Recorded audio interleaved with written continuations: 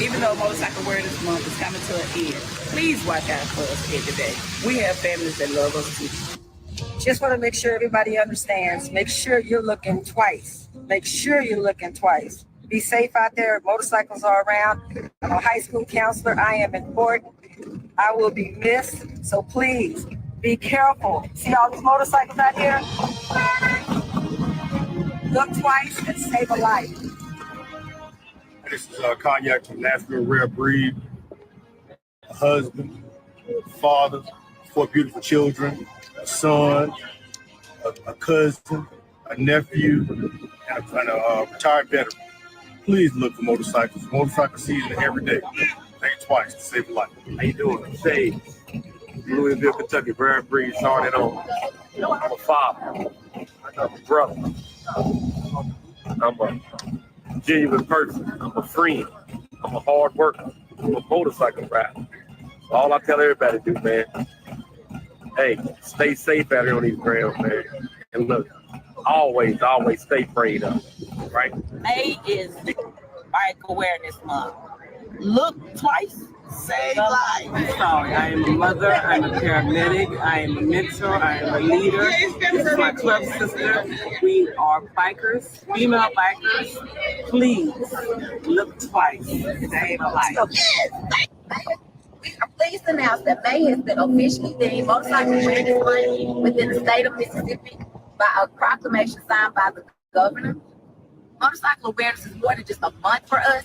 It's also an everyday commitment, and we need your help to be able to do that. Behind every helmet, there's a mother, a father, a sister, a brother, a family member. You normally hear us before you see us, so we need for you to take that time to understand that we're out here and to see us and to help us return safely home to our family and loved ones. We can't do that without you, so we're asking collectively as motorcycle enthusiasts, we're asking you to come and help us united to be able to decrease the number of fatalities as well as injuries this upcoming year. We can't do it without you. May is Motorcycle Safety Awareness Month, but bikers ride every day, not just the month of May. Some of us are fathers, mothers, husbands, wives, granddads, just help us make it home to our family. 70% of motorcycle accidents caused by vehicles are in intersections. So please, for the love of God, look twice. So I was coming off my 55, and it was a lady. She wasn't paying attention. She was in her phone, probably texting her. I was able to counter, but it's stuff like that. Luckily, I made it out fine. Luckily, I'm still here. I'm a father myself, and you have to watch it. Both ways. You have to check the surroundings all together because all it takes is just one time. I know one time I had a car swerve off because they didn't look, so I have to be cautious. My name is Angel. I work in the science field, and I work responding to disasters and emergency management all over the country. And every time I go out of town, my mom threatens to sell my bike for $1. That is out of concern for my safety. I said that to say all of us, new members and loved ones that are concerned about us. So please remember to look twice and save a life. Look twice, save a life. How's it going, everybody? Hey, y'all know May is Motorcycle Awareness Month. So what we want y'all to do is when you're out driving on your four-wheel cars, just make sure you look twice, because when you look twice, you will save a life. There's a lot of motorcycles out around. A lot of motorcycles are out around this time right here, and you want everybody to make it home safely. So make sure when you're driving, make sure you look at a rearview mirror once, twice, even a third time. You can definitely save a life. So make sure you're doing that when you're driving, and everybody can make it home safely. It's riding season, so a lot of bikers out here riding, so you want to make sure that you're looking twice to save a life. I am a mother, I am a sister, I am an aunt, I am a provider. So once again, when you out there riding, always want to look twice to save a life. Life you save, life is yours. Look twice, save a life. Yes.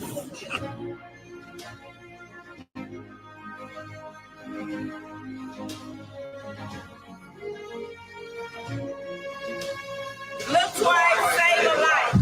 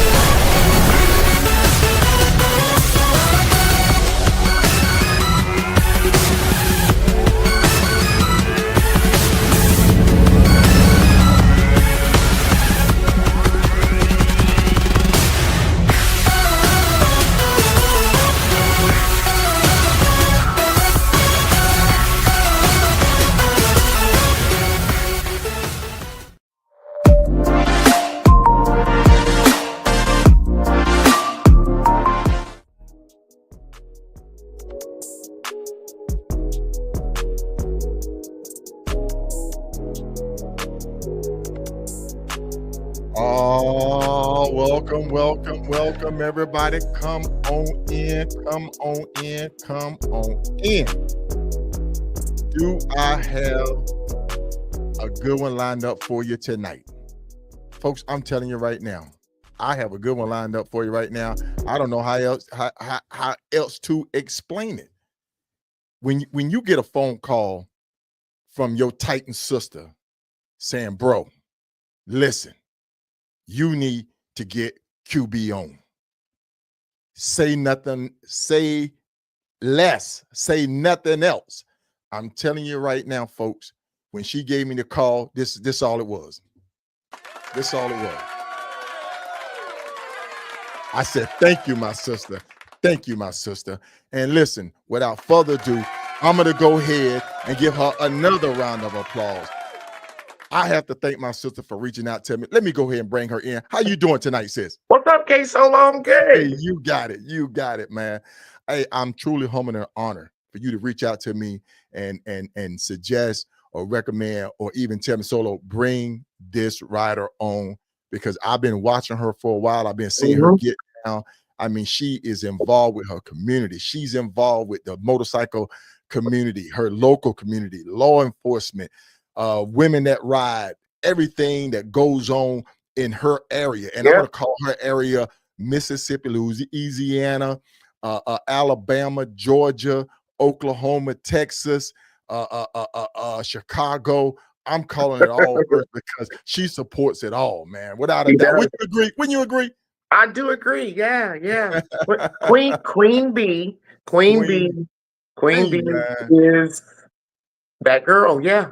She's that girl. She's that girl, man. And I'm gonna go ahead on and cut to the chase so I can go ahead and get her on. Hey, folks, tonight, listen, I have a sister, a friend, a wife, a mother, an advocate, a life coach, 30 years riding, founder, president of Friends of Falling Riders for 20 years, founder, CEO of No More Tears, Mississippi Human Trafficking Task Force. Her awards and decorations are longer than my arm.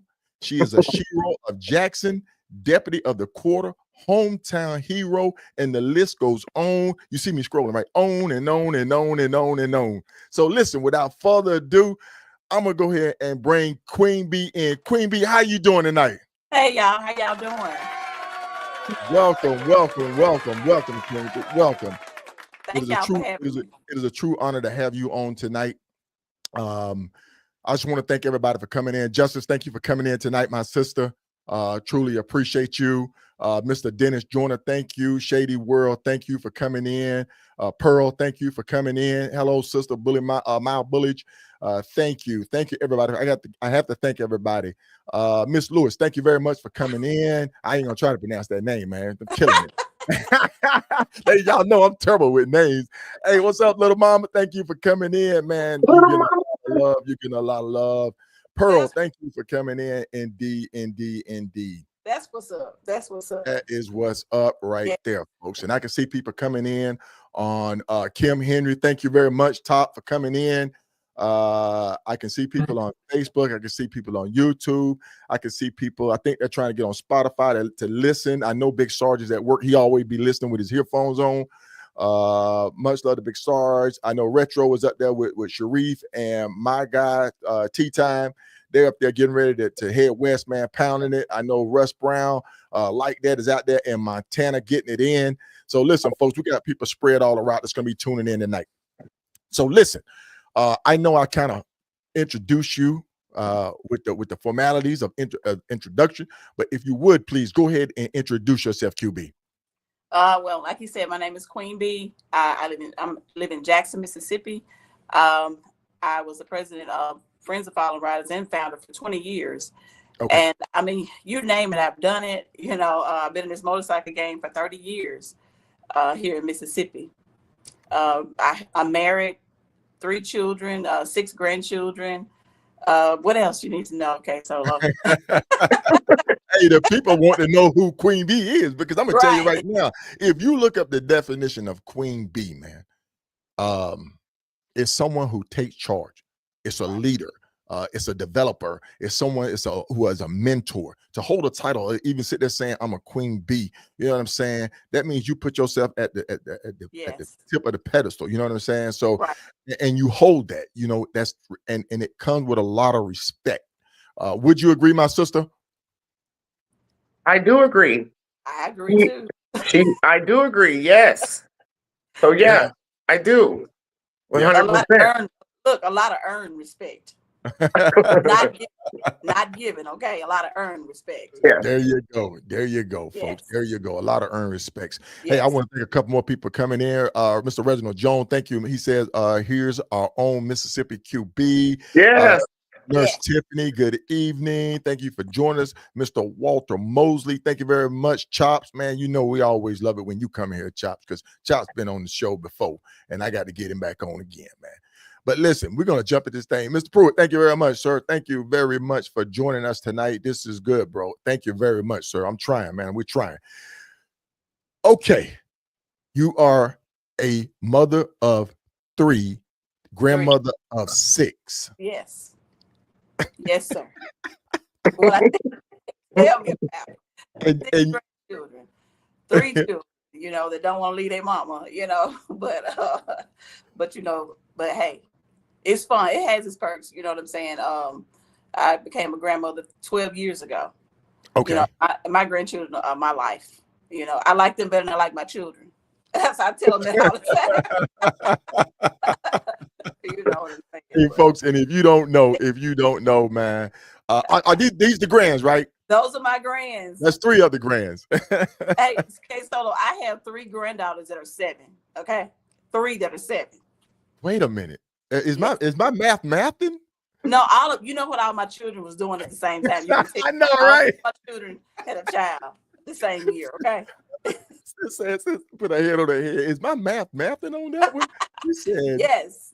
Oh my goodness. Yes. Hey man, hey, your boys, man, your boys. I got to give it to them, man. My sons. Yeah, they doing the thing, man. They keeping Those the family legacy.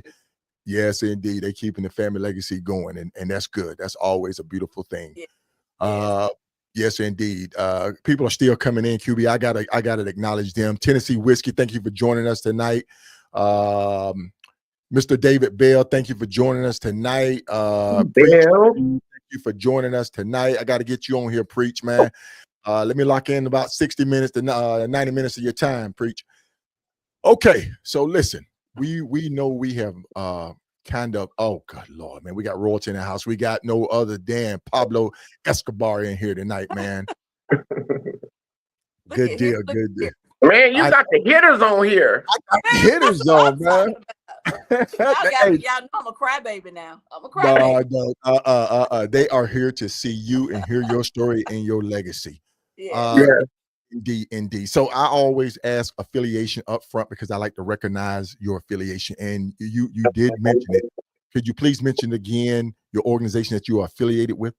It's Friends of Fallen Riders. It's an organization here in Jackson, Mississippi, where we started out doing motorcades for people who's been killed on motorcycles. And we've been doing that for every year. We do a ride every year here in Jackson for people who's been killed on motorcycles and motorcycle fatalities. Right. So, yeah. Right. Did you founded it? I founded it along with a friend of mine her name is Stephanie. We founded that back in 2004. Is that team by chance? No, that's part of that's another organization that you affiliate with, correct? No, that's just team. That's a team of us. It's like all of us is a team. It's one. All the bikers together. That's okay. Because it took all those bikers actually to make those rides to be so successful every year. When I tell you, it continues to get larger and larger every year. But I want to tell you a little bit about the reason we started this organization, Friends of Fallen Riders. Yes, please. Because, there were so many bikers that were losing their lives due to motorcycle fatalities, and we didn't know who they were. And so Stephanie and I decided to start getting bikers. We put them in a text list text list. Back then, we didn't have all the, this group, all this stuff. We put them in text lists. We started texting people, and we would just go to, like, I can remember like it was yesterday on Briarwood and State Street, where we would have like a cookout. Man, back then, 20 years ago, we were doing day parties and didn't even know who we were doing. and it got so large that we couldn't even have it in the parking lot anymore. And so I said, let's think of a name. So let's call it Friends of Fallen Riders, because that's what we're doing. We do things for the children, the family when someone loses their lives. So that's what we called it. And when the community saw us out there doing all these motorcades, doing different things, they started calling on us. Okay. Calling us. And so that's when we really got in the community, because back then that bikers were not in the community like talking about. Okay. Like when we were back there, we were wholeheartedly in the community. When I tell you, if it was toy drives, if it was doing things for we had a young lady who came here from the storm, the hurricane. Katrina, was that Katrina? I can't remember which one it was, but I know they evacuated here. And Right. She was 9 months pregnant, didn't have anything because they lost everything in the flood. So we were like, okay, let's get together and let's do a baby shower. And so that's what we did. We did a baby shower for her. Right. You see how many people turned out for it, you know? Oh yeah. Oh yeah. So many people turned out. And that's just one of the things that we did. When I tell you, KSolo, we've done so much that sometimes you forget. People walk up to you and say, hey, you remember that you did this for my kids, for back to school, you bought them clothes, they didn't have, you know, and that feels my heart, you know. Right. And that's one thing that I definitely wanted to shout out to you, all the good that you do in your community. You told me an inspiring story about how you even got into law enforcement. And if you would, please share that with the audience tonight, even because it's inspiring and it recognizes your leadership abilities. Yes. For one thing, like I was telling you, KSolo, I never wanted to be a police. Okay. I never. But my major was camera. So I never will forget Sheriff Victor Mason, the late Sheriff Victor Mason, came to me. He said, you're doing a lot in the community. I would like for you to come to the sheriff's office and just do those things because I want you to be that liaison. You know, I was like, oh no, I don't want to be no police. I'm making money over here. You know, I don't want to go over there. And so my job ended. Came to an end. And when I tell you that God will shake you up and put you where he wants you to be. So I had to call Sheriff back and say, hey, what's up with that job? And so what he did was when I came over, he sent me through their reserve academy at Hinds County Sheriff's Office. And then he also told me, he said, what you're going to do now is, I know you have a major in accounting. You choose the school you want to go to. And I chose Jackson State. And he told me, go ahead, we can get you in for criminal justice. And that's what I did. And I came on and I started working doing that community service. And, you know, a lot of times people see roadblocks, they would turn around. Right. Well, the checkpoints that we set up, we would set up checkpoints in the hoods that around Christmas time. And I would give out toys, give out toys to all the children, you know, or different things like that, because I made it where when people saw the police, they wasn't just coming to arrest somebody. We were doing good deeds. I mean, when I tell you, we had those, the county boys was everywhere, all over Hinds County, involved in everything that we were doing because there was no connection there. Everybody hated the police. Well, I said, if I'm going to be doing this, we gotta do this, you know, to get just spread the love and show that there are some good police out here that are doing good things, but you just don't, they're just few and far between. But when I started doing that, when I tell you that my coworkers, they fell in line, man. When I tell you they were anything that I needed done, they were there, and they still the same way. Oh my goodness, man, sis, you got to go ahead on and interject, man, because she's laying it down thick tonight. I'm gonna have to back up for what I got for her. She really is. And so let me tell you how Qwn B and I met. So in 2020, I was coming through on a cross-country tour from, I think, Seattle on Mabusa. And we were headed to a hotel, me and two other people that were riding with me from Baton Rouge. And so we got to Jackson. It was pouring down rain. And we were trying to get to the hotel that was booked. And Qwn B, we stopped in the middle of the road, pulled over, and this girl threw the lights on us.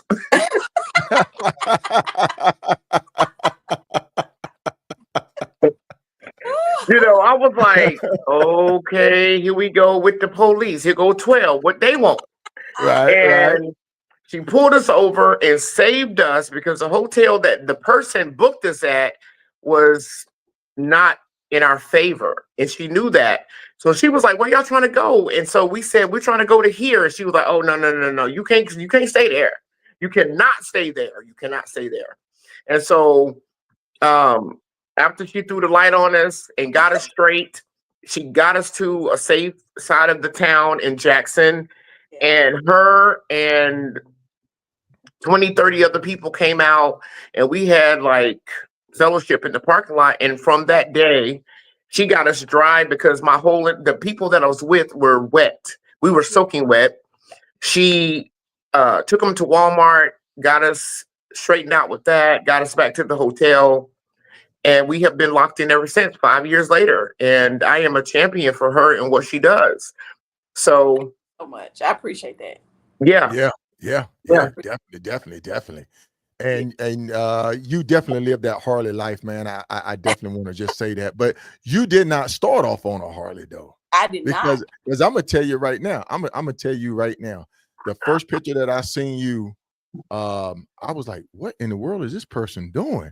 And this is why I say that. This is why I say that, because I had a Busa and I said, I'm not gonna get on no Busa with no heels on it if I could. And if you know her, Mississippi, let me hear you, Mississippi. Jackson, Mississippi. She's right around there with heels on a daggone Hayabusa. Not just a Hayabusa, y'all, with a I think it was a 240, 250, 260 kit on the back of it. Come on now. Come on now. Yes. But okay, so I started off on a katana, a can of tuna. And listen, somebody stole my bike. They stole my bike because they knew that's what I love to do. But when they stole my bike, I went and got a 750 Gixxer. I said, they steal this, so I'm gonna come bigly. Every time they do something to me, I'm gonna keep coming. You know what I'm saying? So, and I ended up on the Busa, and I love my Busa until I had an accident. I had an accident on it, and I rode it probably for a couple more years, and then I graduated. Okay. And I say you went to the Harley. The Road Glide wasn't your first Harley Davidson, was it though? No, I have a street glide. Right, you have a street glide too. Right, exactly. Yeah. And folks, when you see her, you definitely can recognize her because she's either gonna have the boots on, she's gonna have the shirt on, she's gonna have something represent her brand, and she gonna be right there knowing it's her, man. And I tell you, folks, when I say she rep her brand hard and she rep it well, because she be boots on the ground. Now I know we getting all off track because tonight it's about life and motorcycling. Yes. Life and motorcycling. And the reason why we call it life and motorcycling, because we talk about the life of a biker who actually in their community, who's actually supporting the MC community, and who are actively being a mentor to others. Now, you also, and I know we're just going to jump around and we're just going to keep going with it. You also, the all-female ride. Enlighten us on what you did down there in Jackson, Mississippi. And then also you were invited to go up to Chicago and speak on behalf. Am I correct? Yes. I think back in 2014, I brought the all-female ride to Jackson, Mississippi. And when I tell you those ladies came in here, they came in here strong. And so after we did the all-female ride here, that's when it started branching out, going to other states, because we were sharing the ride between Louisiana. It was Louisiana, Alabama, and I think it went over to Texas. But the last all-female ride that I did was in Houston, Texas. I collaborated with a lot of the ladies down there, and we did that ride. Probably was it last year, the year before last. Look, I get a little confused. You know, yeah, it was in 2023. 2023. So we did a ride, and it was, listen, it was a storm in Houston, Texas. Okay, but those ladies came out. They came out. It was a lot of bikers down there, and like you said, I'm working with Pinky in Chicago, which we're going to do a all-female brunch. Right. Before the Next Level's day party, because we're gonna all pull up together at Next Level day party. We're gonna break some necks over there. Right. And my hat off salute to you. You were invited to come up and speak at the Kendall Moore show. Yes. Up there in Chicago, which I looked at that interview. It was an outstanding interview. He gave you some outstanding accolades and all your constant achievement. And man, I'm very impressed. So I felt kind of like, man, I got on my show, man. I think I'm doing something. Here she is. She done been big time. Hey, I got big timers on here now, man. Come on now.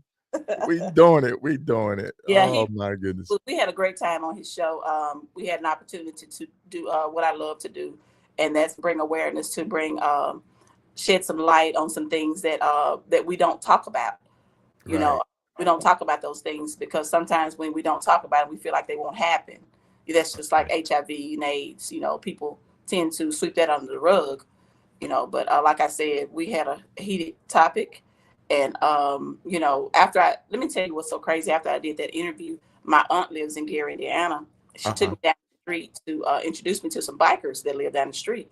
And she told me that I was on the radio show in Chicago and what I was talking about. And when I tell you, the man teared up when I was talking to him, he was like, ma'am, I wish I had known you 8 months ago. He said, because my daughter met someone online, you know, and she thought she knew him, thought she was her age. And they sent her Uber to his house and picked her up. And his daughter was, it was his granddaughter. She was gone for 8 months. 8 months. She was gone for 8 months. And yeah, she was caught in the world. When they say the world, the trafficking world, she was caught up, and they got her back after 8 months. But you know, your child is not the same when she's been gone 8 months and living the lifestyle like that. It wasn't her choice. It wasn't a choice that she chose to be that, but that she got caught in the world. Right, you know, right. And it's hard to get out. You have really made this your cause. You have really stepped it up and got involved in it. Can you please share us, as much as you can, what kind of moved you over to that? Now, I have to say this, and I may be in my short memory. I remember when Thundercat was really pushing trafficking. We were working together. Yeah. Okay. Yeah. Okay. Yes, we're working together. Exactly. Let me tell you what started me to doing that. Actually, I saw the movie Taken, and it was interesting to me. But you know, the hotel that Mileage Billy was talking about, I wouldn't allow her to stay. I didn't tell her at the time the reason why I wouldn't allow her to stay there. But there was a case that the first case tried in Jackson, Mississippi, human trafficking case. There was a child brought from Memphis, Tennessee, and they brought that child over there to that hotel, and they raped that child. They recorded it. The child was under the age of 10 years old. They recorded it, and so I attended the trial. I went to the trial. I didn't know these people from Adam, but I knew that I had a passion for this, and I had to educate. So I went and, but anyway, long story short, those guys, that was the first case tried here in Jackson, Mississippi. But that hotel that she was going to, it's a haven for prostitution and drugs. So I knew that she was not going to stay there because I've gone there several times, you know. And she'll tell you when I pulled up, she'll tell you some of those people knew me because they know they know what I do when I pulled up. They looking like, oh Lord, they finna bust us tonight. Girl, I'm on there. You know what I'm saying? Wow. Yeah. So that's why, you know, like, I think I just recently told you, Miles, really like what was really going on at that hotel. Yes, you did. You did. So, KSolo, if I may, so, you know, in our first meeting that we met, Qwn B, I said, do you mind if I do a recording and we talk about what do you do? Can you tell the people how can we make a difference? How can we donate? Is there a link that we can make a donation to No More Tears or what you do? It is. We have a website, which is NM Tears. That's N as in Nancy, and M as in Mary, tears.com. And you can donate on our website. We're 501c3. And let me tell you where those funds go. We encounter so many victims. If you follow me, I'm always posting and asking for people to donate Pampers, or I got somebody need a hotel room or different things like that. It's because I've encountered a victim and I really can't tell you everything. But that's normally when we post those things. That's what those funds, that's what they go to, helping people who have been victims of human trafficking. You know, so that's what they can donate to. Is this organization? Is this organization 501(c)(3)? Yes, it is. Yes, it is. Awesome. Okay. And another thing that you all can do, you all can, you see something, say something. You know, and I know I'm jumping ahead, but no, that's okay. That's feel, okay.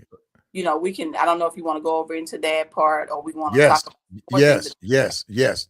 Keep going. We're going right. This is Okay, what we're so here for. you know, every time I hear someone that wants to discuss human trafficking, you know, they always started by telling them, okay, look for those white vans that's coming in the neighborhood. They're in Walmart and Target parking lot. But, you know, I don't hear these people talking about, let's talk about Uncle Billy. Let's talk about Uncle Billy that's been touching on your child. Or let's talk about the mother who's selling her child. Most of these children that I've encountered, most of them have been raped or molested by a family member, not by somebody in a white van. I'm not saying they don't do it, but we have to understand what familial trafficking is. It's that people are familiar with their traffickers. And therefore, you know, they're right under our nose, y'all. And it's been going on way back when I was in high school. I can remember, okay? I can remember some things that went on that they just gave it a name. You know, children that, let me say this, children that I came up with that they were abused and the mother knew. Now, that's trafficking also, because, you know, you don't have to go across state lines to be considered as sex trafficking or human trafficking, okay? If just say, for instance, if I have a child and I'm living with someone and that person is allowing us to stay there and I know that they're raping my child and I allow them to do that, then I could be charged with sex trafficking because you're using your child. Oh, yeah. You know that, right? Yeah.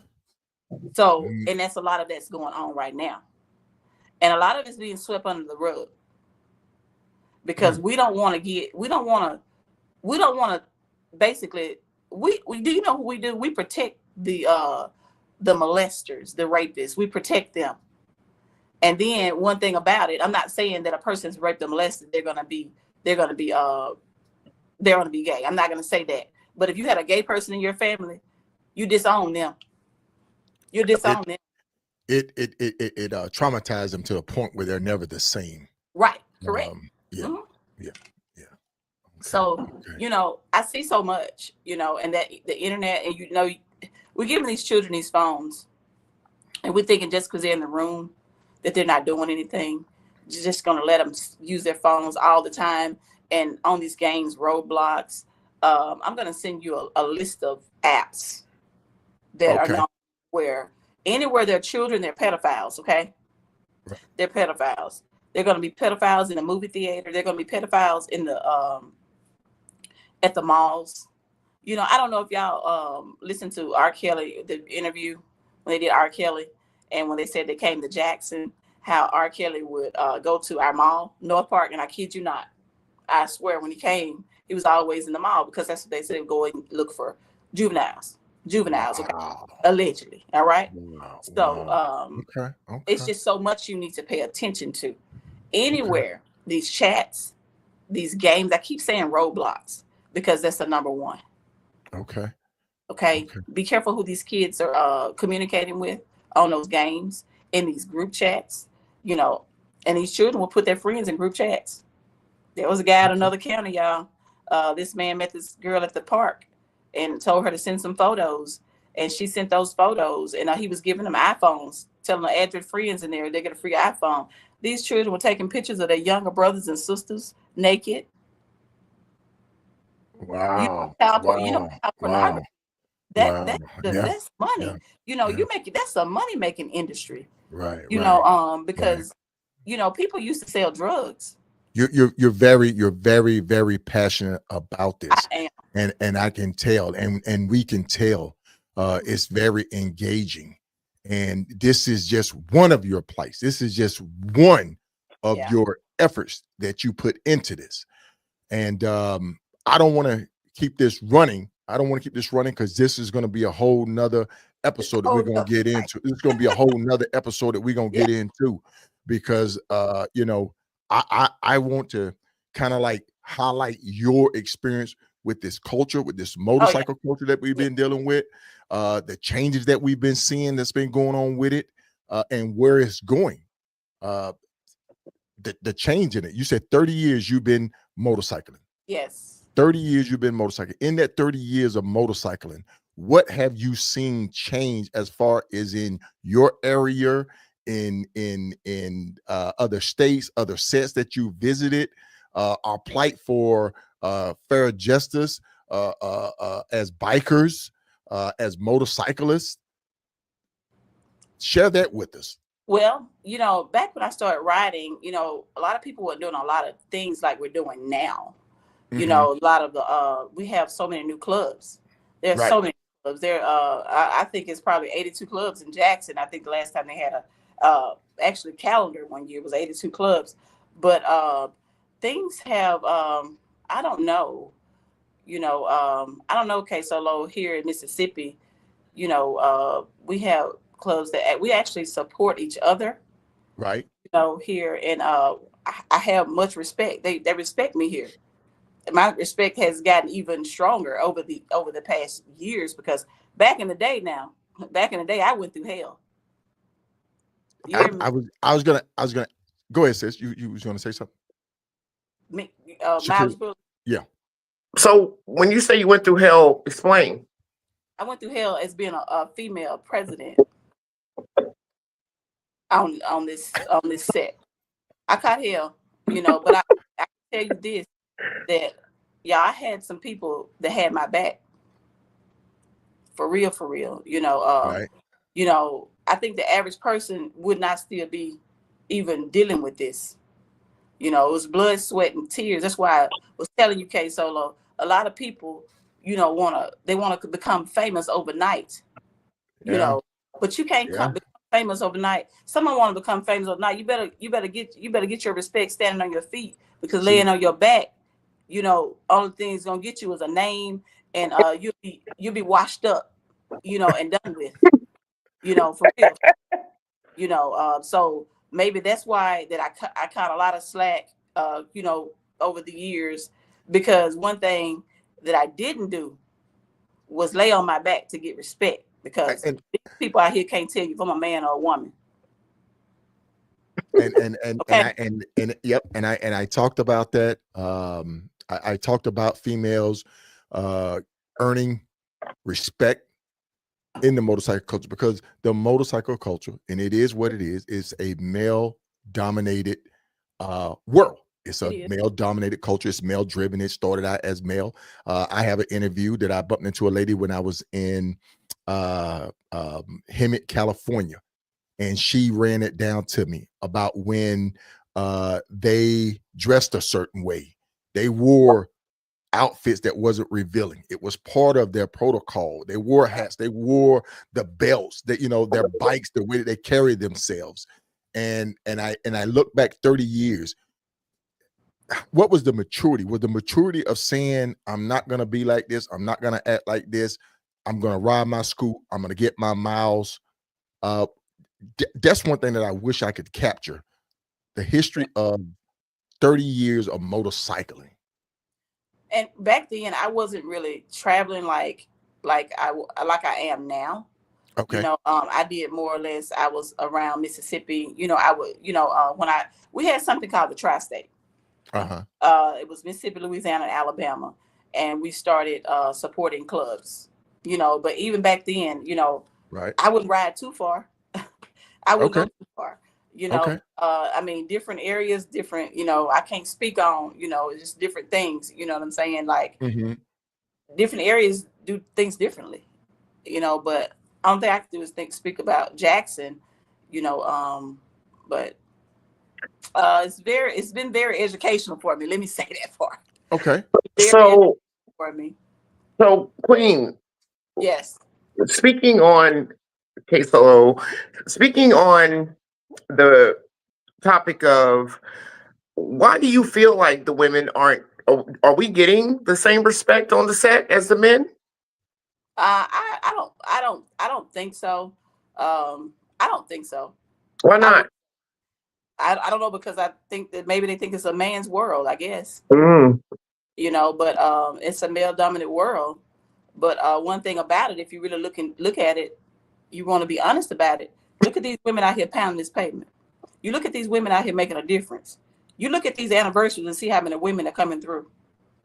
You know what I'm saying? Bringing revenue. You know. Well, KSolo.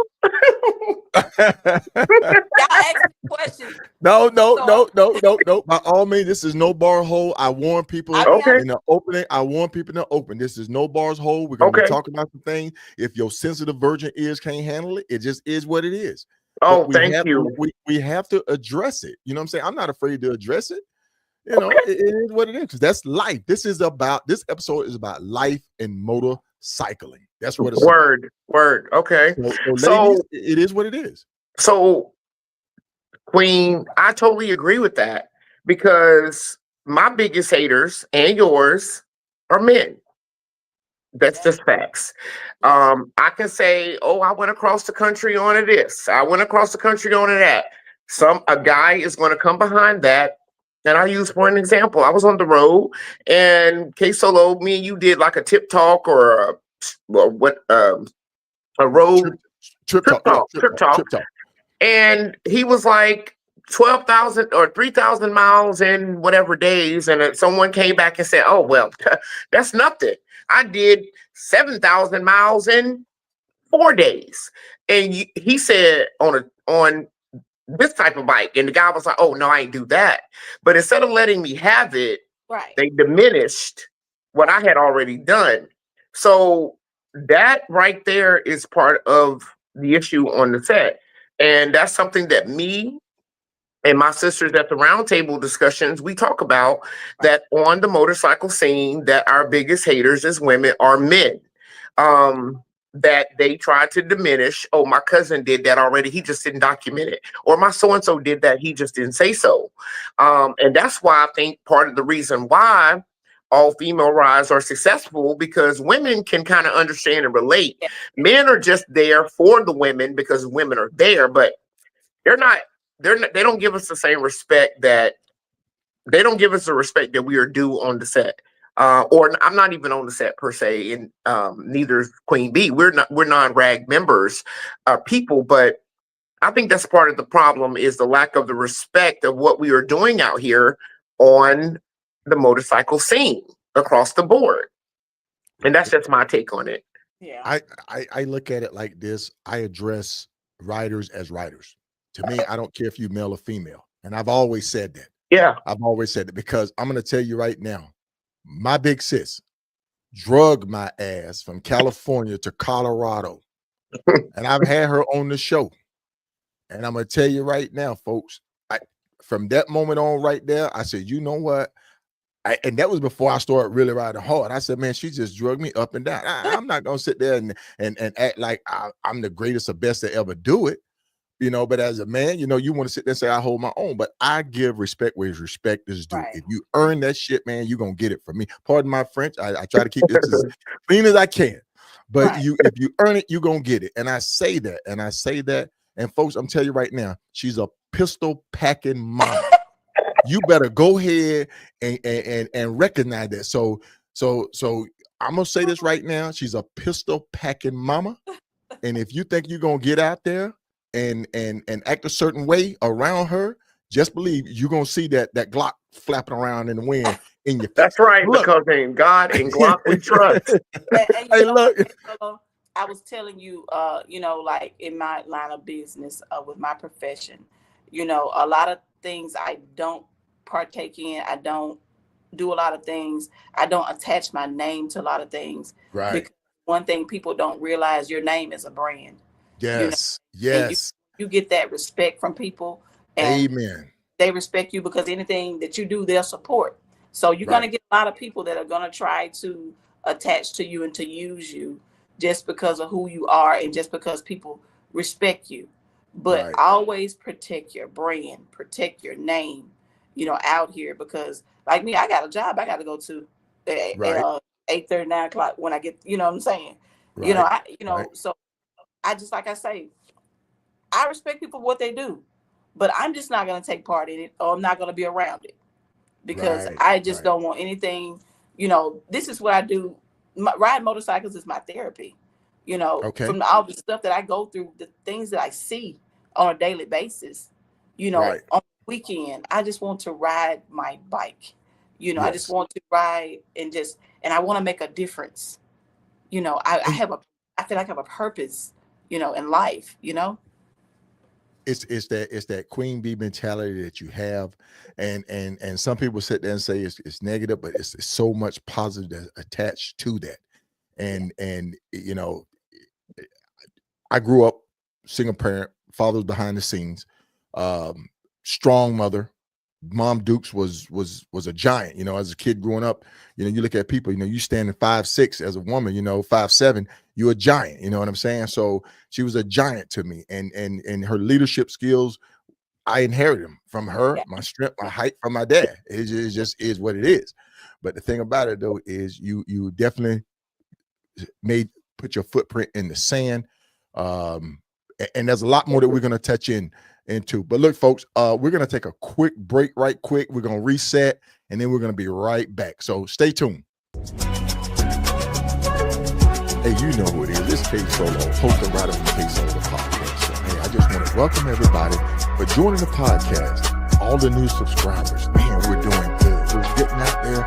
We're reaching people. We're reaching new audience. I just want to thank everybody for liking, sharing, and all of the comments. So when we come on, comments help the platform.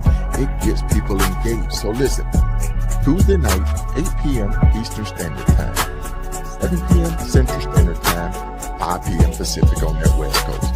Listen, and also on Thursday, we do Trip Talk right here. They're out there riding, man. They're out there riding. So listen, make sure you tune in to Trip Talk Thursday at 8 p.m. Eastern Standard Time, 7 p.m. Central Standard Time, 5 p.m. Pacific, where we'll be highlighting those unsung riders from across the nation. They're going to be on I-40. They're going to be on I-10. They're going to be running up 95. They're going to be doing the four corners. They're going to be doing the Grand Slam, Mother Road. So listen, tune in right here. We're riding with KSolo, the podcast show. All right.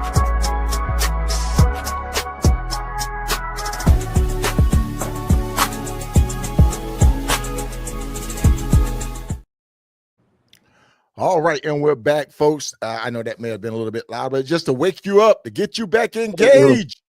Had to wake you up. All right, they're falling asleep, getting all comfy. But hey, listen. You surround yourself with a great group of women. Look at that. I know Justice is on here right now. She's been commenting. I know all those ladies right there support you and your organization. I can't see in the far back there, but I see that big old smile back there in the back as another queen back there, man. So listen, we're going to transition. Now we know that you are involved with the all-female ride. Am I correct? Correct. You are headed up to Chicago, correct? Yeah. Now, are you still doing the all-female ride in Mississippi? No, because we would basically rotate it so that we could support each other. Mm-hmm. So we didn't want to lapse. So that's why I ended up in Texas, because I wanted to support, just travel and support those ladies. And I've gone to several different all-female rides, but I'll be in North Carolina next year. Where will it be in North Carolina? Because I know this year it was in Concord. Yeah, Concord, the national. It was in Concord. Okay, there you go. Okay, so Concord is going to be the national hub. Yes. Okay. And that's probably yes. Okay. So Concord is the national hub for the national, and right now, they have like 5 hotels already sold out in the general vicinity. That's how large this event is going to be. 5. And they're working on number 6 right now. So yeah, that's coming up. I think it's in May of 2026. May.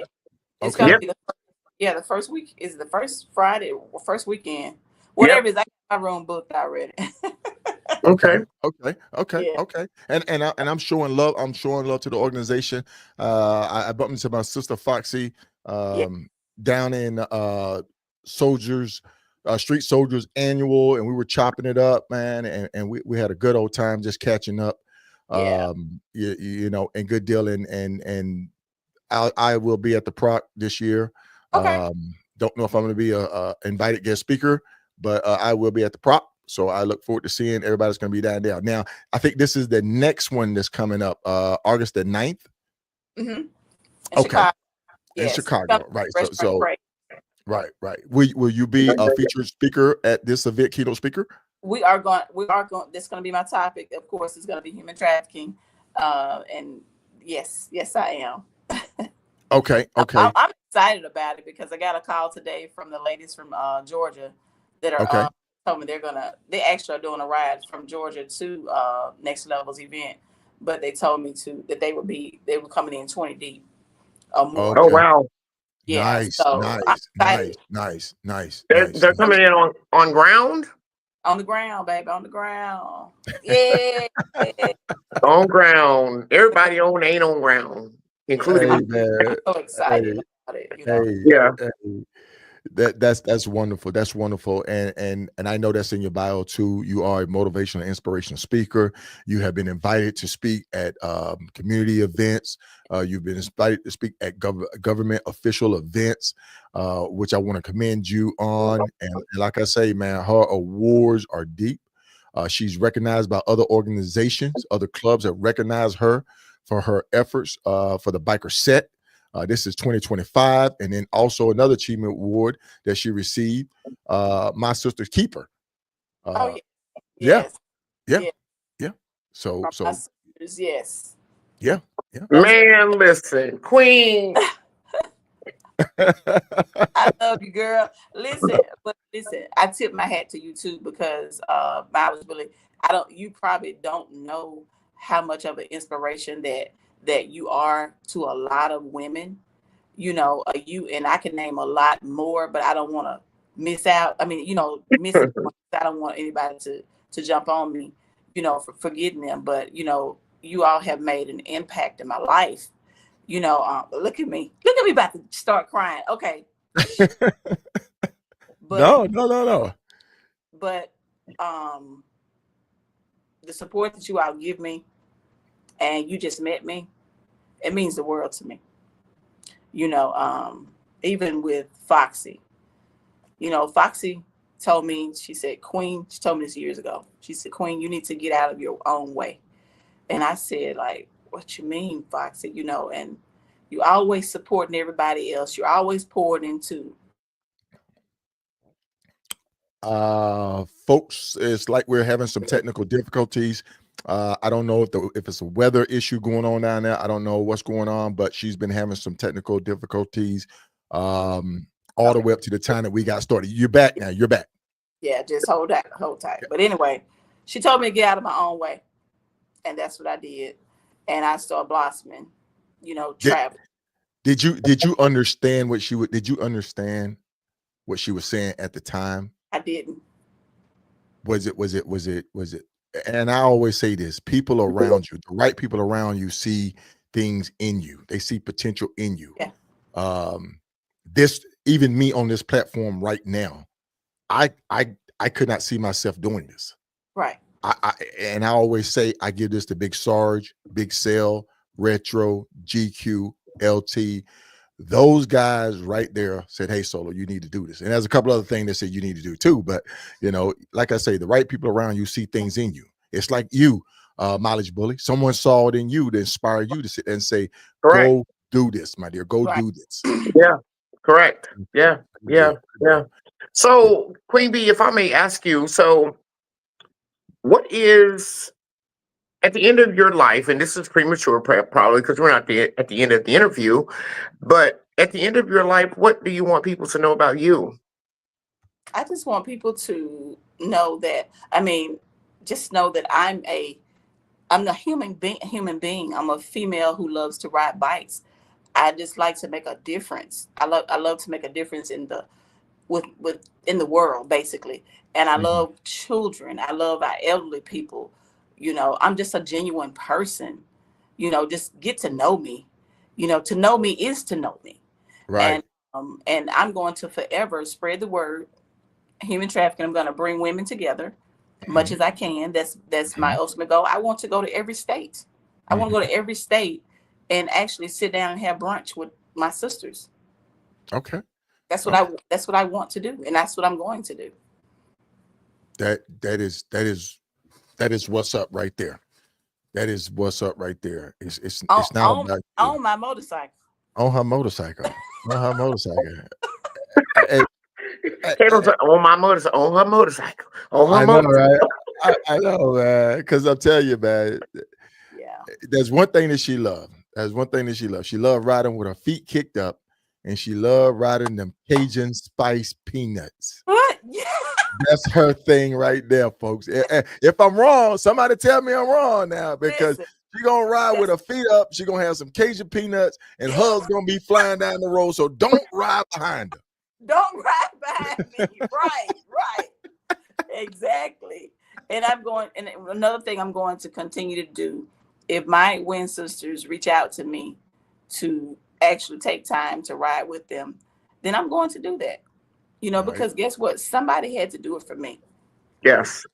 Right. So I don't mind. I don't mind doing it at all. And one thing about me, Miles Willie, I can take constructive criticism.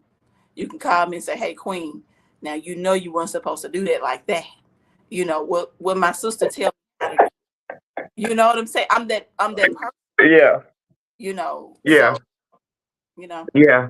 Well, at the end of the day, no great leader, I don't care who it is, whether it's me, you, Solo, Pablo, Preach, Retro, Big Sale, whoever, Sarge, Foxy, whoever, no great leader. We didn't get into this position without constructive criticism from someone that already knows what they're doing before us. Right. That's just the nature of the beast. That's how it goes. So you got to have some thick skin too. you got to have some really thick skin out here. We understand that, and be able to put aside your ego and your pride too, because sometimes it ain't about you. It's about the greater good and what we are trying to accomplish out here on in this motorcycle world, and earn our respect. Earn, not given, right? Correct. Most definitely. So yeah, earn, not given. I'll tell anybody, I think, I'm grateful how I got respect. I'm grateful because guess what? I earned it myself. I'm the type of person, I don't want anybody to give me a handout. Let me work for it. Let me prove to you I can do it. Only show me one time, and guess what? It's done. Yeah. Because when I say, hey, no rush, I really do mean I need it done right now. It is a rush for me. I do. I say no rush, that means do it today. Yeah. So yeah. So I'm gonna run down the list of my questions right quick that I had lined up, and that I wanted to know. Staying grounded. How do you stay grounded? How do you stay grounded? I stay prayed up, KSolo. I'm a very spiritual person. Like I have, I have my me time, and sometimes I have to pull away to get to myself, just to recheck myself, and to talk to God. I spend, you might not believe it or not, but I have my me time where I'm by myself, and that's how I stay grounded. I stay prayed up. Right. And your choice, we talked about it. Your husband, he is a rider himself. Yes, and my husband is the one. He got me into doing this. Okay. He got me into riding motorcycles, and you know what? My husband and my children, they support me. That's why I'm able to do the things that I do, because they support everything I do. My YouTube channel, my children, and they all wanted me to. I didn't want to start one, and Jazz, my the one that's always riding with me, right? They pushed me to do the YouTube channel. They said you need to start documenting all this stuff you're doing. So, and some of the places I go, it's because they tell me. You know what I'm saying? So, and I know a lot of people like, well, I didn't even know you were married. I mean, what? My personal is my personal business. There's some things that I don't disclose. A lot of things. I post some pictures, but I just feel like that to know me is to know me. Right. Right. Right. Definitely. And my next question is, want to just bring this up. You're not a large statured woman. You're not. I would say you're on more of the slimmer, smaller side. Physical fitness. Your physical fitness, riding a 900 pound hog. What would you take? What advice would you give someone doing it? Now, everybody is their own, but for you, what advice would you give someone? Put your mind to it, and you can do it. Okay. Because you was asking me, do I exercise and all that? And I told you, yeah, raising that hog up and everyday life. But I just started exercising. But I know I'm just not a person that goes to the gym or anything. But I was afraid of that bike. Till I said, you know what, I'm riding this bike, and so but go to a class. Go to a class to teach you how to ride that motorcycle, because I learned so much. Let me tell you what I tried to do. I tried to go through the motors class with the law enforcement. I lasted a week. I commend anybody that's on the motors unit, okay? Because you're not a girl out there when you go to that motors class. You're not. You drop that bike, you picking it up. KSolo, I was black and blue trying to pick that bike up. I was bruised everywhere. But the thing about it is, I learned so much on how to handle my bike. That's you, sis. Yeah, I learned so much. Justice too. Justice in Atlanta. A master on a motorcycle. Justice. A master on a motorcycle. Yes. Okay. So that's what I tell a person. If it's your mind, some people tell you to get a smaller motorcycle to start off with. I don't know about that. Because I was always told, get what you're gonna ride so you can get used to it. So that's what I was always told. But when I first started riding, I told you my husband showed me, because I'm sure I did not learn the right way. Okay, but like I say, when I went to that class, I learned so much about that motorcycle that Harley would stand up by itself. You hear me? It'll do its thing. As long as you looking in direction, which way you want to go, you need to look that way. And that's how I was taught. Because I would look down at the ground when I'm getting ready to turn. And guess what? That bike was like this right here. I just come off the other side and say, y'all come get this. But like I say, just make sure you go through a course that will teach you about that motorcycle. Life and motorcycling, mental health awareness. Listen, everybody needs mental health. Okay, if you're living, you need it, because life be lifing. Life be lifing. Look, myself, that not a lot of people don't know, I have a therapist. All right, I have to. You know what I'm saying? And it's because, like I say, the line of work that I do, and people wonder why that I walk off from so much stuff, that I'm not mad at people, y'all, but I have to cut out anything that's going to disturb my peace. I'm not mad at you. It's not that I don't want you to eat. I just don't want you at my table because you're disturbing my peace. So okay. I want you at my table. Right. But y'all, y'all might see that again. Y'all might hear that again, boy. I want you at my table. I just don't want you at my table, and I might invite you something. But listen, so this is what I'm saying. A lot of us need to heal a lot of things that has happened to us, even in our childhood. Right. We need to heal a lot of things, because that's why a lot of people are going through things and treating people the way they do, is because they hadn't healed these kids. These kids who have been done wrong by their family members, by their parents, but they hadn't healed yet. So you wonder why these people are keeping up all this hell and chaos. It's because they got turmoil in here. They got to deal with it. Where's the election played at? I'm so glad I'm not taking up donation. Y'all getting nuggets tonight. This is Nugget Fest. I'm not the same person I used to be. I'm totally different. I mean, and I thank God for everything that I've gone through. Amen. because it Yeah. made me a better person today. So if anybody is still harping on who Queen B or the person I met 10 years ago, you don't even know me.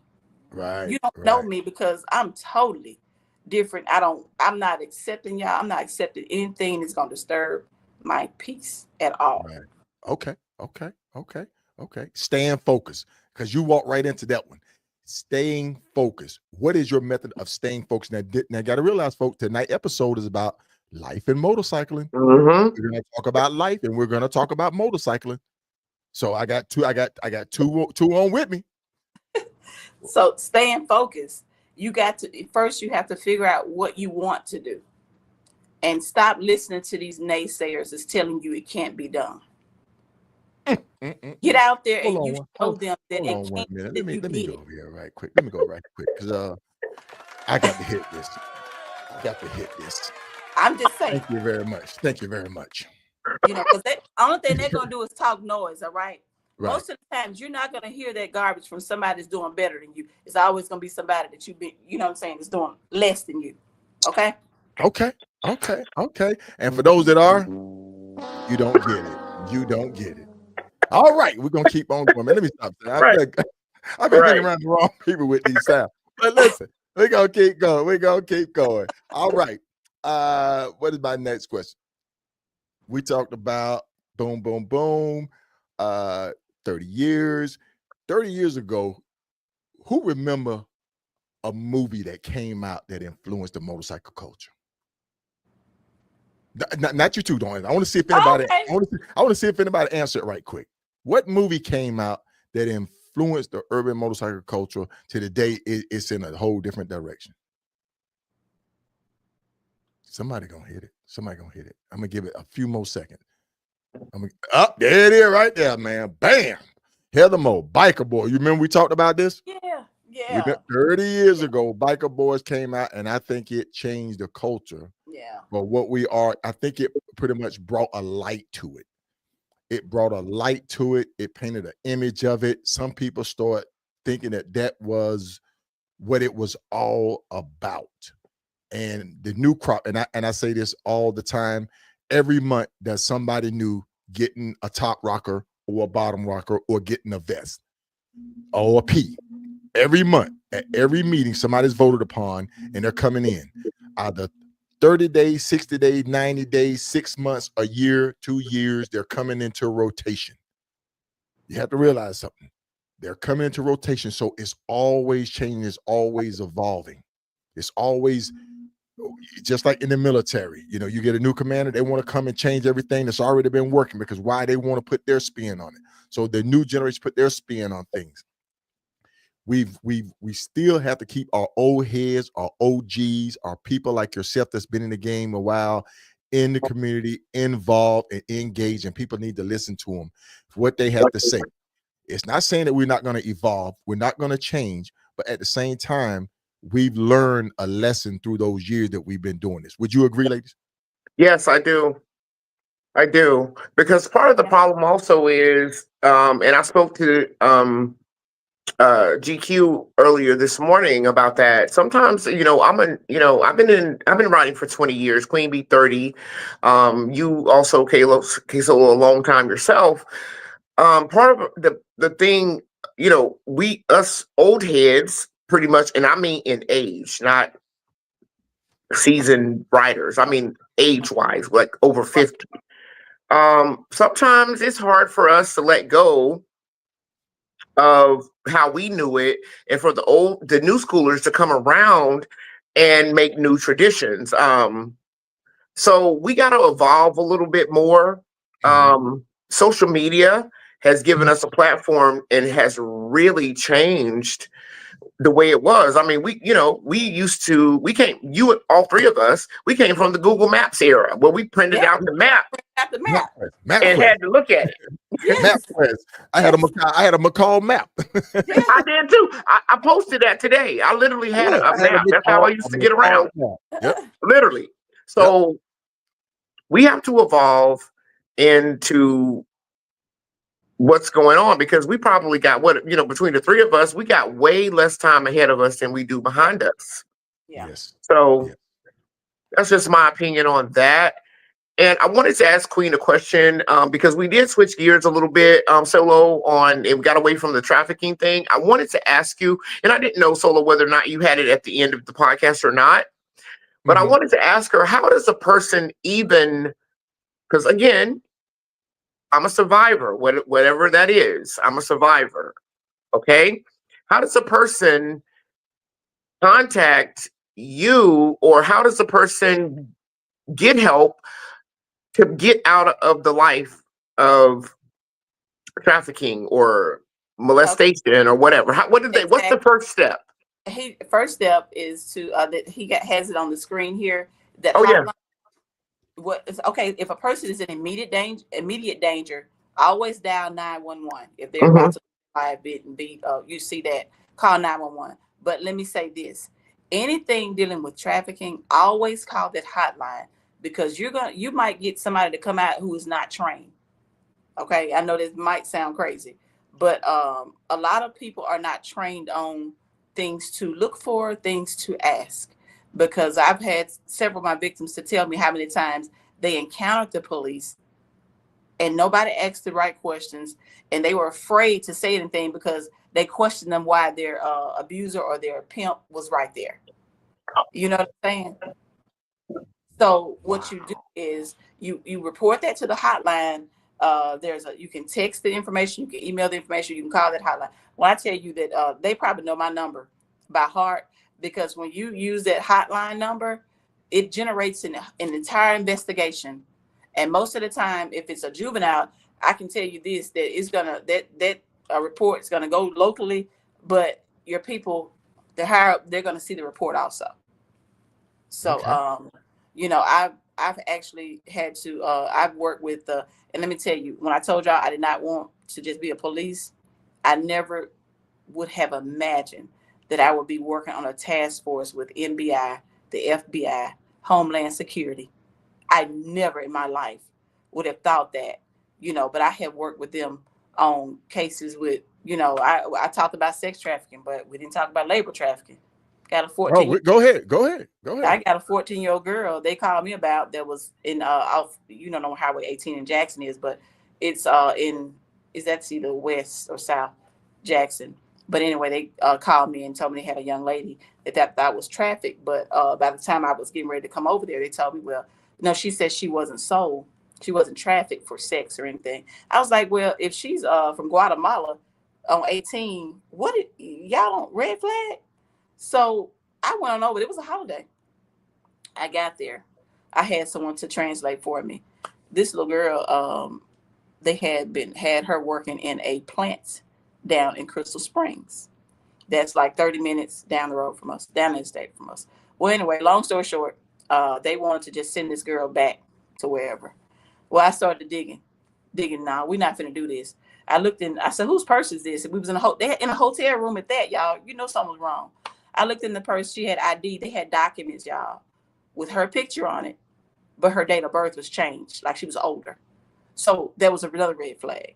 So anyway, on that holiday, I got all the way up to Homeland Security, and they came and got that young girl. And probably a couple months down the road, they did a whole bus in Crystal Springs, and they called me because there was a young baby in the house too. So I had to end up going down there that morning, and I felt so good because I followed my gut, and I didn't let it go. Because if I had just let them tell me don't come, then because it was another agency, I didn't even work for them. They called me because they know this is what I do, and if I come there, I don't know what it is, y'all. It's something it's something that's on me that I go in there and sit in there, and those girls gonna tell me everything. They're gonna tell me everything, because I don't lie to them, and I actually care. Yes. Right. Yeah. How do you get people to, so other than what you have and outside of yourself, how do you get people to trust the police? I don't know, Miles, really. I mean, I don't know. I can't answer that. I tried my best to demonstrate, good deeds, to be there for people when they need us, and just not coming the bad guys. And like I say, I have my coworkers to sometimes come to things with me, so that people will see, okay, these police are good. They're doing good. you know. That I don't know. I don't know anything else to do, other than that. Okay. We went to a group home. I had a lot of ladies who were all law enforcement. We all went in our class A. We call them church suits. Our class A dressed up, uniforms down, and we bought all the people that was in this home comforter sets for their beds, and we all took them to them and then I wanted them to have this relationship with them because with children in these group homes, they always run away. So the police is always arresting them. So when we did that, when I tell you those children were crying, to see that somebody genuinely cared about them. So just folks, we can get deep with this one. We can get very deep with this one. Lord have mercy. I didn't know we're gonna get this deep. Yeah. And if anybody wants to do anything, I mean, listen, I'm gonna tell you what is really needed. A safe house. A safe house is where they take victims who have been trafficked. Okay. We need safe houses for juveniles. There are not too many places for juveniles. Safe house. We need those because you know where they put these children when they've been trafficked. They get them out of the game. They put them in group homes. And guess what they do when they get in those group homes? They go in the group home and recruit somebody the same age as them because they've been on the street. They got the game, They're not a normal child. So they're going to go recruit and they're going to go back and find that pimp and take that child out their group home because that's what they do. Wow. So we need somewhere that's going to house people who have been basically there for the same stuff, Okay. So what I implore anybody to do that's watching this podcast, and again, KSolo, thank you for accepting mission challenge accepted, to accept this, because again, this is something that's not really talked about, and I don't have any experience with this part. Right. We gotta, listen, again, Qwn B is a champion in my book and what she does. And you are a champion in my book, KSolo, for bringing this topic to your podcast out beyond, because it is sometimes beyond the motorcycle. And that's what I want people to see. It's beyond the motorcycle, beyond the miles, because we all three of us, we got miles, but at the end of the day, what does that really mean? What do we do outside of that is what I want people to work on. And as like I said, being a survivor, whatever that means, this means something to me because I didn't know that this was that prevalent in the world. And to bring awareness to it on your show, and whatever is next, that's the big deal. And that's what's needed because it's only going to get worse. Right. That's it. Right. Now, Qwn B, I know you have another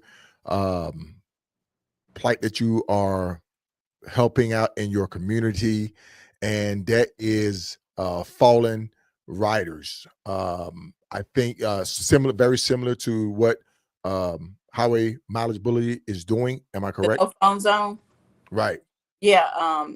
That was Bill Often. He basically 16-year-old. I think she was 15 or 16. She was texting and driving. He was I think he was some high up at a bank. Rode his motorcycle to work, and this child was texting, and she hit him and killed him. And so we started the no phone zone for him. Yeah. Okay. And folks, I know we talk about it all the time as far as preparing for it. We know the risk. We know the risk, and I want to say this. Our main goal is to make it back home to our loved ones. Yes. I can't stress that enough. We go ride these motorcycles, we go have fun, we enjoy the freedom, the thrill that it gives us, but we have to keep in mind that our main goal is to make it back home to our loved ones. And we want to make sure that we leave our families in good hands. The importance of life insurance, the importance of estate planning, and all of that. I know I had my gentleman on from Raleigh, North Carolina, on, and we're talking about it, and we're still going to do an episode on proper estate planning, insurance, and all of that, catered towards the motorcyclist, the biker, that's in the lifestyle and the culture.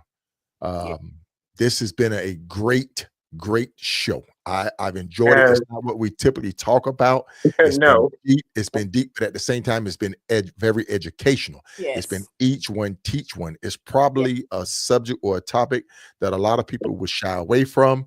I'm no shock jock. I'm no. Hey, listen, life and motorcycling. Is that me? Yes. I live life. I have concerns in life, passionate about life. I ride a motorcycle. So life and motorcycling. Thank you very much, my sister, my Titan sister, for passing this on to me. Thank you. Telling me I need to get her on, which I already been getting her on. But definitely this has been great for me. So we're gonna go around the horn one last time. I think we're gonna go around the horn one last time. I'm gonna turn it over to you, Mileage, and if you want to address a question or if you want to say something to the audience tonight to leave them with a nugget. Okay, so Queen B, you know I love you, and we've been locked for 5.5 years since the day that we met. You ain't never changed, and I appreciate you, my sister. I do. I love you to life. What I want to leave, and love is an action word, and you've done that. You have towards me and everything that you do. So I want to leave my nugget for the end of the show. Life insurance is absolutely amazing. It is, because life insurance is for the people that you leave behind. So on the last campaign with the foundation that I rode for, Black Rain Foundation, I raised money for the living, because we don't talk about that either. Right. We don't talk about what happens if you don't die in a motorcycle accident. What happens if you don't die from a stroke? Right. What happens if you don't die, if you fall off the top of your house and you're paralyzed and you break your back? What do you have in place for the living? I want people to know you also need insurance to stay alive. Are you going to a home health facility? Who is your power of attorney? Do you have a DNR in place? Do not resuscitate. Do you have a living will? What do you have in place if you don't die and you can't make your decision? So yeah, life insurance is great, but also consider, what will you do if you don't die? And that's all I have. Right. Man, Yeah. That's what's up. That's what's up, man. Yes. You ladies are okay. I appreciate y'all so much. Okay. I really Yeah. We appreciate you as well. I mean, goodness gracious, man. This is what it's all about right here. Yeah. This is what it's all about right here. I couldn't be KSolo without you. You know what I'm saying?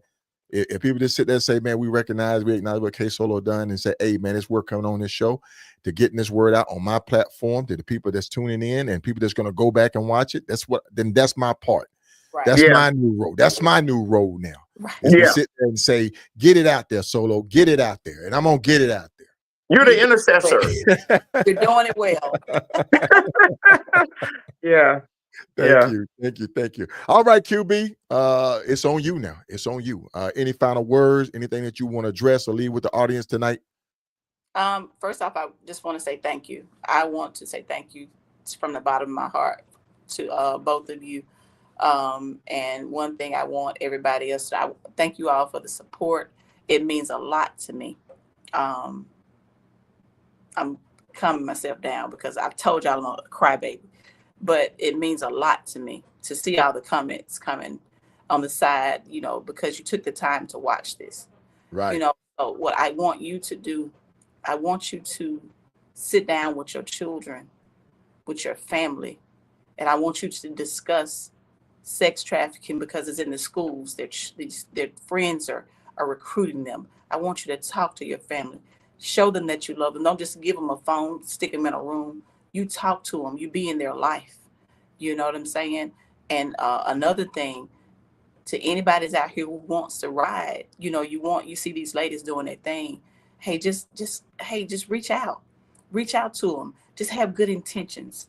And if, you stick to it, if you want to do it, you find your purpose in life and you stick to it, dare to be different. You know what I'm saying? And you get out here and you want to become famous overnight, man, listen, it don't happen like that. stay on your feet Ooh. and not your back. Ooh. Understand? And you stick to your purpose and you ride your shits, okay? And just don't allow anybody else to suck you into that world and get involved in these cliques where you don't deal with this person because somebody else don't do it. And that's another podcast for another day. Another day. Yes. For another day. But I just want to say thank you to you all. And whatever you put your mind to, you can do it. If I can do it, you can do it. And thank you all again. That's it. That's it. You can do it. Put your back into it. Hey. Let me get some theme songs going because I got two dancers up here. Hey man, if you don't know, Shaquila will bust a move. Yeah. And Qwn B will bust a move at a gas stop in a minute. Yeah, for sure. Yes, I can only do the two-step. All I do is just me. That's I can dance in a chair now. I can tear it up in a chair. Right. Yeah. I want to thank everybody for joining us tonight. This has been a great show. I've thoroughly enjoyed it. I hope it's been educational. I hope we touched the bases that needed to be touched and got the word out that needed to be heard. The panel was great tonight. My co-host was great. My guest was great tonight. All of you people that's been tuning in, the comments have been wonderful. Thank you. I can't thank you enough. On that note, ladies, if there's nothing else, I'm gonna have to put the deuces up. And remember, aspire to inspire. That's all I got to say. Aspire to inspire because y'all are already legendary.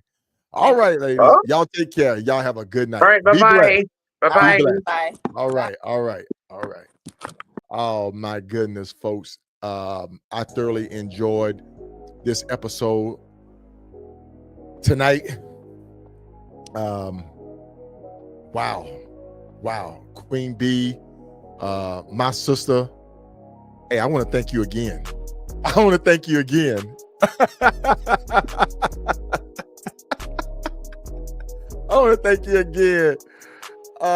should have turned the red light on, but I want to thank you again, my sister, for inviting her to come on the show. I always enjoy having you on as a co-host. So listen, folks,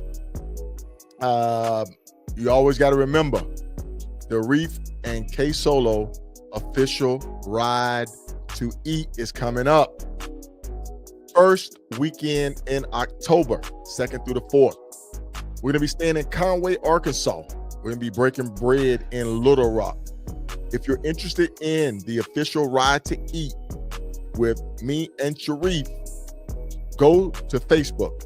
We have a Facebook page. It has all the information. It has the hotels. It has places where you can order your shirts because we're going to have shirts there.